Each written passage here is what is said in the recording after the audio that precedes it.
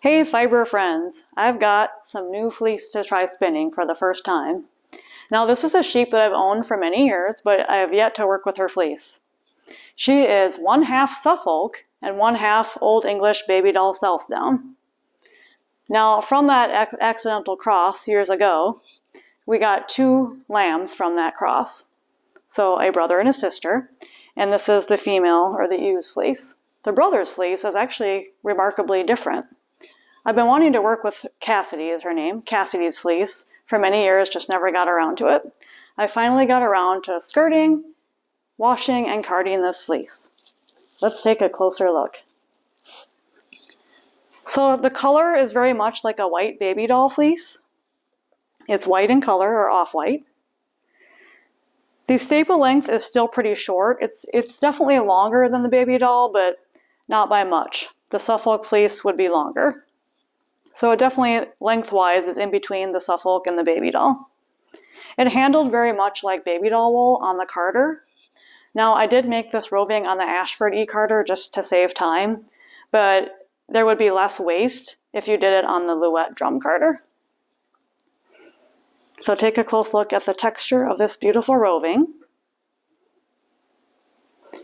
I feel like it has the springiness like a baby doll, but just with a little bit extra staple length. So I'm very anxious to take this to my spinning wheel and see how this behaves. I anticipate that I will most likely be making a super bulky or chunky yarn with this due to the shorter staple length, but we'll see what happens. This is Kassidy. She is a mixed breed sheep. She is 1/2 Suffolk and 1/2 baby doll. She's getting up there in age and I absolutely adore her. She has a very sweet temperament. I've never processed her fleece before, so this is my first time doing it. I would describe her fleece as very much like a baby doll, with the length in between the Suffolk and baby doll, so medium to short length. Of course, every sheep has their own personality and temperament, but I must say that Kassidy, in particular, is very docile. This sheep is just so chill. Of course, she is getting up there in age. She'll be 13 this spring. Surprisingly, her mother is still with us at nearly 20 years old. Next, let's see some highlights of shearing this sheep, processing the wool and taking it all the way to the finished garment.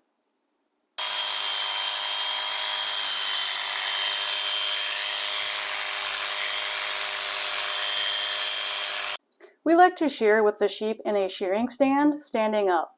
So we're starting from the top of the head and working our way down. Here's a nice close-up of the fleece. Very nice. Similar in texture to the baby doll, but I would much rather shear Kassidy over a baby doll any day. Here we are using a 20-tooth comb along the torso of the body. This is an Oster Showmaster with a 4-point cutter. Next, I'm coming in with a 13-tooth comb and I'm cleaning up the sheep's back end. Here I am with the hand scissors, trimming around the face and ears. This is much easier than a baby doll, as there is not as much wool on the face and ears as an Olde English Babydoll Southdown. And I'm back again with a 13-tooth comb to clean up that underbelly wool and any leg wool. I will use either a 13-tooth or a 10-tooth for these areas. The shears I'm using here is actually very old and obsolete, as they really no longer sell 3-point cutters. Most cutters now will be 4-point cutters. Matt is using an Oster Showmaster with a 20-tooth comb. And finally, I'm throwing away the scrap wool. And here's Kassidy all finished up. She looks so lean and sleek. After shearing, the next step would be skirting, washing, and carding the wool. But since I have a playlist on those subject matters, we're going to skip right ahead to the roving. This roving was made on the Ashford e-carder. Now, preferably I would use the Louette extra large drum carder, but to save time I did use the Ashford e-carder. It will just have more waste compared to using the Louette. This roving is ready to spin. I've attached a nice long brand new leader thread on here to get started spinning.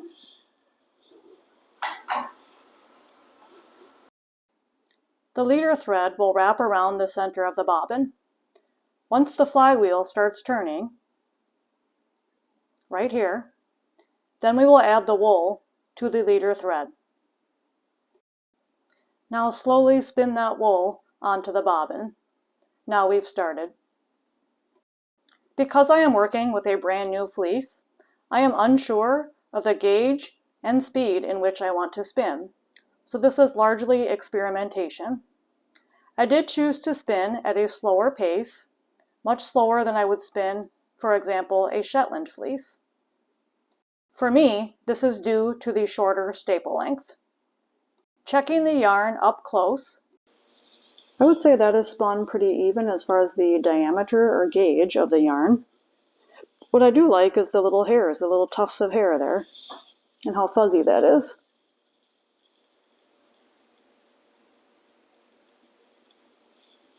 If I can get my camera to focus, we can really appreciate that. There we go. So you can really appreciate the fuzziness there, the little tufts of hair with that natural wool. Checking the gauge, I have a size 6 super bulky. Now that my bobbin is starting to fill up, let's take a close look at it. I'm quite pleased with it. I would say that it's mostly consistent. Of course, there's going to be some tufts of larger and smaller, hence the nature of spinning your own wool. I think the white color is very pretty, and the texture is pretty decent. Well, you can see my roving here and how much progress I've made on the bobbin.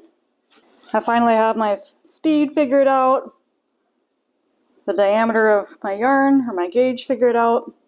It's going well.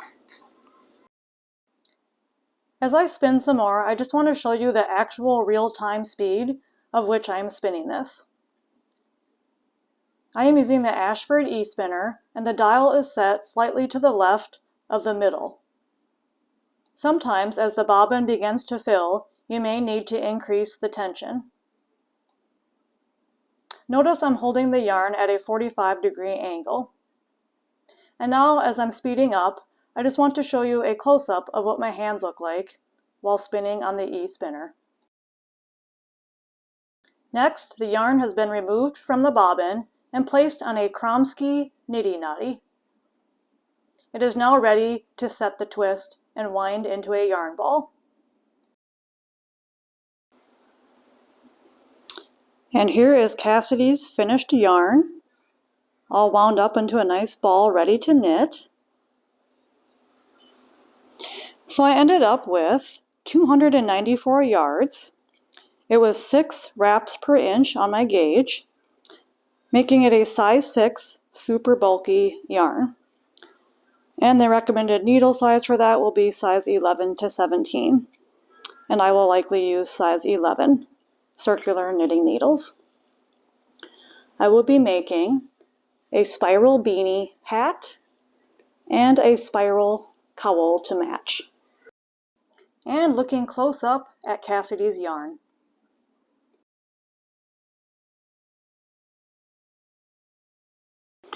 Here is Kassidy's spun yarn compared to a Shetland yarn. This is Curiosity's yarn. So of course the Shetland fleece here has some nice little flecks of gray mixed in with it, kind of giving it a striped or two-toned coloration. It's very pretty. That was spun at a size 4, 8 wraps per inch. And here's another one from Curiosity at 470 yards.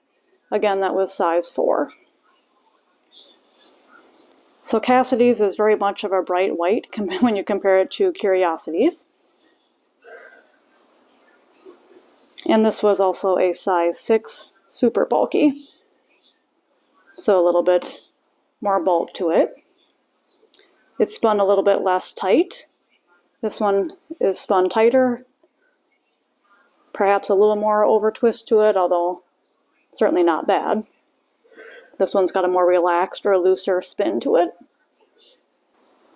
Also, when comparing the feel of the two different fleeces, I would say this Shetland feels more like a buttery soft to it. Perhaps like what I would describe more of a lanolin type feel. So it's like a buttery soft. Definitely would not be itchy or scratchy at all against your skin. Just a very nice, smooth, but not greasy. I don't want to imply that it's greasy by any means. Whereas Kassidy's here, which is more like a baby doll fleece, it's soft, but it's definitely more of a coarse type of a feel to it. This will be very warm. It just does not have quite as much of that buttery soft texture. It's more of a coarseness, but still soft, if I can describe it that way. So slightly more coarse. I would not say that it's itchy or scratchy against the skin, but it definitely has more of a coarse feel to it. I'm so excited to have Kassidy's yarn spun up and wound into a ball, and now I'm ready to start knitting it. I'm also very excited because I bought a yarn bowl. And I've never actually purchased one before. So this is awesome. I'm really excited to try this. The only thing I don't like about it is some of my really extra large yarn balls are actually too big to even fit in this 7-inch bowl. For example, this one is 560 yards. I have some others that are even larger than that. But once it gets a little closer to 300 yards, then it's able to fit well in the bowl. And of course you can just pull on the string as you're working, and that ball will spin around and not roll all over the floor. And I really like this resin material here. It's not breakable like the ceramic one, so this is really fun. I'm so glad I picked this up. So what I'm making here is a spiral beanie. I have this pattern from another YouTube channel. It's from the iKnits YouTube channel, so I can put a link to her video where she has the instructions and video on how to make this. I really like this pattern. I've made this before, and so I chose to make it again with Kassidy's fleece. I'm using a size 11 bamboo needle, and these are 16-inch circular needles.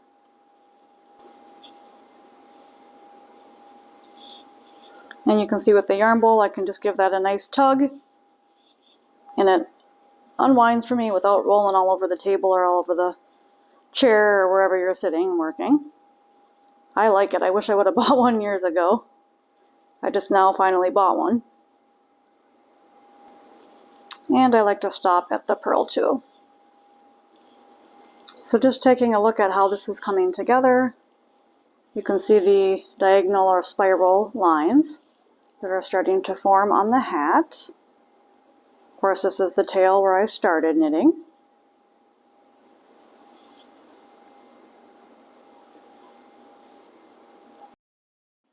All right, let's look up close at me knitting this hat. Don't worry, we're just going to do one quick round. I realize it would be rather boring watching me knit an entire hat. So starting with the yarn in the back, I'm going to be doing 4 knit stitches and 2 purls. So there's the knit 1, and the knit 2, and the knit 3, and the knit 4. Bring that yarn to the front, and we're going to do 2 purl stitches. There's the purl 1,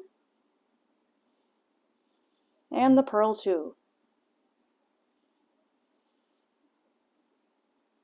Notice the bamboo needles have a good grip to them. Also to the right of me here, I have some nice beautiful roving that I've made on the Ashford E-Carter. And this one I've just gotten started on. I haven't finished much yet, but this is from Pepper. And Pepper is a Shetland wether. I've never processed his fleece yet, so this is my first time using his. But you can see these little cinnamon bun rovings that I have here, how beautiful that looks. So I'll look forward to doing his as well. So back to the knitting. Let's get a real close-up here of the knit. I like to do the continental style for my knitting, for the knit stitch. Knit 1, knit 2, knit 3, and knit 4. For the purl, the yarn goes in the front, and we purl 1 and purl 2.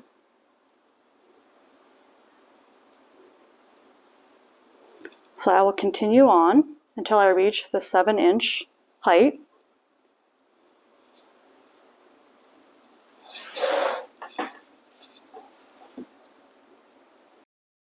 After all that work, we made it to the finished hat and cowl. Handmade woolen garments are definitely a labor of love. Nothing quick about it. It's literally a blizzard today in Minnesota, so I figured what a great way to put these garments to the test. Will they keep me warm in a Minnesota blizzard? Here, I am walking through the north side of my apple orchard, with lots of wind chill to factor in. Wind gusts are up to 60 miles per hour today, which is why travel is not advised. Who says that we can't have a little bit of fashion along with our function? I'd say that it passes the test, but I'm still going to enjoy the wood stove inside the house today. In a few months, I'll be growing tomatoes and not shoveling snow. Until then, stay warm.